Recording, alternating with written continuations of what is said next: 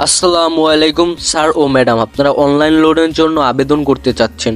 কি কি লাগবে এবং কি কত টাকা লাগবে ফর্মের জন্য সেটাই আজকে আমরা এই ভিডিওতে বলবো। তো খুব সহজেই আমাদের কাছ থেকে লোনটা নিতে পারবেন কোনো রকম ঝামেলা ছাড়াই। কি কি লাগবে সেটাই আজকে এই ভিডিওতে আমরা জানাবো, এবং কি ফর্মের জন্য কত টাকা লাগবে এবং কি সত্যি বা মিথ্যা, এটা রিয়েল নাকি ভুয়া, সেটাই আজকে আমরা এই ভিডিওতে বিস্তারিত আলোচনা করব।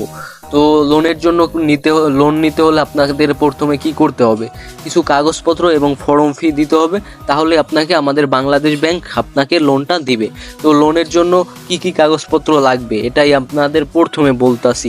প্রথমে আপনাদের কি লাগবে, আপনার এনআইডি কার্ড লাগবে। যদি আপনার আব্বু আম্মু বেঁচে থাকে তাদের এনআইডি কার্ড লাগবে, দোনোজনেরই পিছন সাইড এবং সামনের সাইড, দোনো সাইডের ফটো তুলে আমাদেরকে পাঠাতে হবে।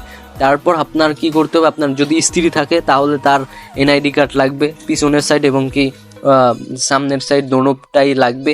এবং কি লাগবে দুইটা অ্যাক্টিভ নাম্বার, যেটাতে আপনাদের আমরা যোগাযোগ করে জানি আপনাকে আমরা পাই। আর যদি আপনার বাসার দলিলপত্র দিতে চান তাহলে তাও লাগতে পারে, তো সেটাও দিতে হবে। আর লাগবে কি 2550 টাকা।